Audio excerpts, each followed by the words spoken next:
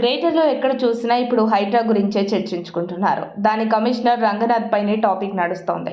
తెలంగాణలో గత 10 ఏళ్లలో చేయలేని పనిని కాంగ్రెస్ ప్రభుత్వం ఏర్పడ్డాక సీఎం రేవంత్ ఏడాది గడవక ముందే అక్రమ నిర్మాణాలను కూల్చివేతలపై హైడ్రా ప్రత్యేక దృష్టి పెట్టింది.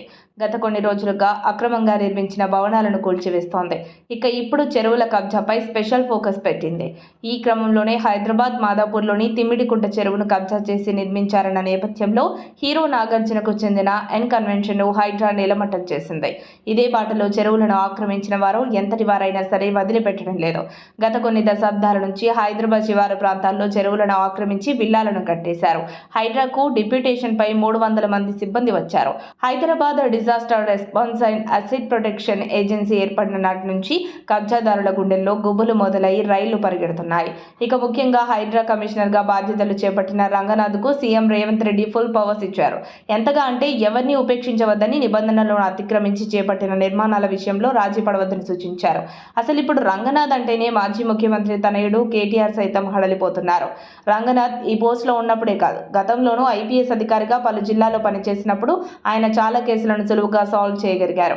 ఎన్ని ఒత్తిళ్లు వచ్చా ఆయన వెనుతిరిగి చూడరన్న పేరుంది. కేసు దర్యాప్తుపై ప్రభావం చూడకుండా కేసును సాల్వ్ చేయడంలో దిట్ట.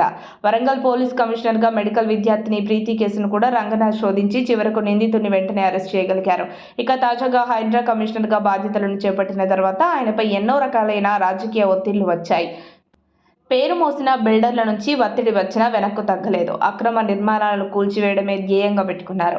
సిబ్బందికి కూల్చివేతల సంగతి చివరి వరకు చెప్పకుండా గోప్యంగా ఉంచుతూ అనేక అక్రమ నిర్మాణాలను కూల్చివేశారు. చెరువులను ఆక్రమించి కట్టిన నిర్మాణాలను దేనిని వదిలిపెట్టడం లేదు. నిజంగా హైడ్రా తీసుకుంటున్న చర్యల గురించి బిల్డర్లు, రాజకీయ నేతల నుంచి విమర్శలు ఎదురవుతున్నప్పటికీ సామాన్య ప్రజల నుంచి మాత్రం శబాస్ సార్ అంటూ పెద్ద ఎత్తున ప్రశంసలు అందుతున్నాయి. అంతేకాదు హైదరాబాద్లో అక్రమంగా నిర్మాణం చేపట్టాలంటేనే హడలిపోయేలా హైడ్రా పనితీరు సాగుతుందనడంలో ఎలాంటి సందేహం లేదు. ఇక హైడ్రా సీఎం రేవంత్ రెడ్డి గ్రాఫ్ ని సైతం అమాంతం పెంచేస్తుందని పలువురు అభిప్రాయపడుతున్నారు.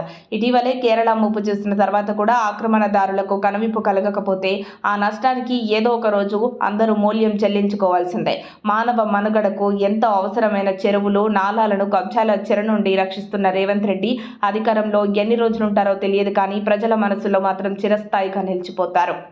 మరిన్ని అప్డేట్స్ కోసం మా కాయ్ టీవీని సబ్స్క్రైబ్ చేసుకోండి. మా వీడియో కనుక మీకు నచ్చినట్లయితే లైక్ చేయండి, షేర్ చేయండి.